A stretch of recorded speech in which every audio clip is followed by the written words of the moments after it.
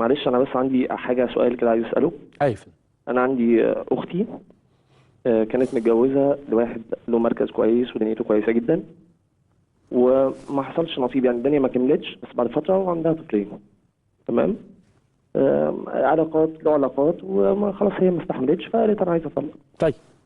تمام. اتطلق. بعد فتره احنا بنحاول ان احنا نصلح، بس هو كان مؤدب جدا ومحترم جدا وكلنا بنحبه. الله يفتح عليك. هو علاقاتهم يعني النسائيه هي اللي خلتها تطلب الكلام ده. اللي ايه يا فندم؟ علاقات تانية، فخلاص هي مش قادره انها تتحمل العلاقات التانية بتاعتها. ممتاز ممتاز. تمام. ومحدش عارضها في حاجه، وخلاص ده حقك وده اختيارك. بس اسمح لي احييك، انتوا ناس محترمين قوي. الله يخليك. طبعا. ما حدش، ما انا بعالج لسه الموضوع يا هشام، ان اللي بيطلع القطه تتفص، فكونك تقول هو شخصيه محترمه وبرغم ان اختي كذا. الله يفتح عليك يا رب، والله يا ربي يا رب يا رب تدوم كده، يا رب تدوم كده. الله يخليك. اتفضل. وقتها وطلعنا عمره، قلت لها عشان تقدر تفكر ان احنا عايزين ان البيت يتصلح تاني ويرجعوا لبعض. هو عارف غلطه وبدا ان هو يصلح الحاجات اللي فيه، بس هي مش قادره تتقبله. الايه؟ هي مش قادره تتقبله تاني. هو جه عرض العوده. جه هو ووالدته وقعدوا واتكلموا وكل حاجه. مفيش حمل حصل يا هشام ولا حاجه؟ نعم. مفيش حمل حصل؟ لا في طفلين. طفلين؟ كبار. لا انا افتكرت سمعت كلمه ما كملتش يعني. لا. في طفلين. لازم يرجع، لازم يرجع، وهي توحد الله وتصلي على النبي وتفكر. مش توحد الله وتصلي على النبي، لا توحد الله وتصلي على النبي وتقرا البرده بتاع البوصيري وتقول ياما القمر على الباب خبط اناديله، بس لازم تفكر. نمره 5 ده اهم من اللي فاتوا دول. مش دي المشكله. المشكله ان انا خدتها وطلعنا عمره، ان احنا تقدر ان هي تفكر تبعد عن اي مؤثرات. رجعت برضه ما فيش. ايوه. وبعدين اكتشفت او اللي حصل، لقينا واحد معاها في الشغل جاي يتقدم لها. الواحد ده له اساسا سابقه معايا انا شخصيا. هو سليط اللسان وادبه قليل. تاني الجمله الاخيره. وادبه قليل. لا تاني الجمله الاخيره، في قبل ادبه قليل دي جمله كلمه. ليه يا فندم؟ انت قلت ما اعرفش ايه وادبه قليل، اللي قبل الواو ايه؟ اللسان. ابن خالك؟ ايه؟ ابن خالك؟ لا ده واحد هو زميلها في الشغل. وعارف انها مطلقه وانتهت. عارف، وهو كان معانا واحنا عارفينه، وهو عارفنا وعارف حياته وعارف حياتنا. كويس قوي ده. وصديق. طب كويس. من بعيد لبعيد. يعني عارفينه. عارفينه ومش يعني. وهي عايزاه. ما هو لحظه واحده يا فندم، هي المشكله مش فيه. تاني بص هقول لحضرتك على فندم، هي الفكره كلها ايه؟ الجواز ده مبدأ محدش فينا رفضه، ده حقها. تمام؟ طبعا. ده حق ليها هي تقر، بس احنا يعني بنتكلم في الاختيار مش في المبدأ. انا فاهم طبعا. تمام. الاختيار، الراجل ده له موقف معايا انا شخصيا في قله ادب، وهي عارفه بيه والناس كلها عارفه بيه. تمام. الراجل ده لسانه طويل. مراته 3 مرات اللي قبليها كل الناس اللي عارفاه طول لسانه، وعارفه قله ادبه وقله ذوقه. ايوه. لا انا ولا والدتي ولا اخويا موافقين.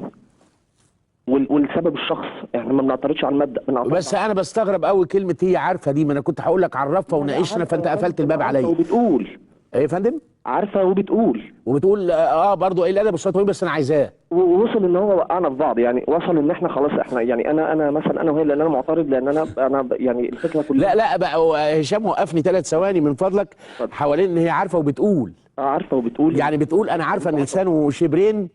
بس هاخده. بالظبط. هشام من فضلك. في حته تانية لازم اعمل كومه واقولها لك، ما يمكن لسانه طويل معاك ومع الدنيا بس عندها ملوش لسان. ما هو يا فندم احنا ما لا رد عليا من فضلك من فضلك. ما اعرفش العلاقه بينهم ايه، لان احنا لا ما فيش علاقات ولا حاجه، لا يعني انا قصدي ما هو زميل وبيكلمها، فممكن يكون شوارعي مع لحظه ممكن يكون شوارعي مع الدنيا كلها. طب يا فندم وعندها من فضل يا فندم، انا بقول ممكن يا فندم، انا بقول ممكن. وهو عندها فرخه بكشكين وبتاع، وممكن تكون هي ناقشته اتوانس بتاع ده. اسف. الموضوع بتاع هشام ركز معايا. ممكن لحظه واحده، ممكن تكون هي ناقشته. امال ايه حكايه لسانك الطويل ده كده وانت معايا بتنقط سكر وسبقت احمد شوقي المتنبي يقولها؟ عشان يا فندم انا ربنا يعلم بقى بالنيات، لكن نهارك سعيد فل سنه ابن 66 ممكن جدا يبقى عنده المفارقه دي فعاجبها، بس هينضح برضه، يعني هينضح. هو انا هشام لا ارى غير المناقشه الهاديه وتبادل. هقول لك اصل الموضوع طول اللسان ده زي ما قلت لك فيه تفصيل. تفصيل يعني ايه؟ يعني قد يكون لحظه، قد يا فندم قد يكون سليط اللسان. انا يهمني، شوف انا يهمني ان الراجل ده على خلق، واللسان من اول الخلق. لا يا فندم احنا ماشيين. لو مسك اختك دي وغسلها بكلمات سيئه، اختك في التربيه النبيله بتاعتك دي هتموت، هي هبله ومش عارفه حاجه. بالظبط.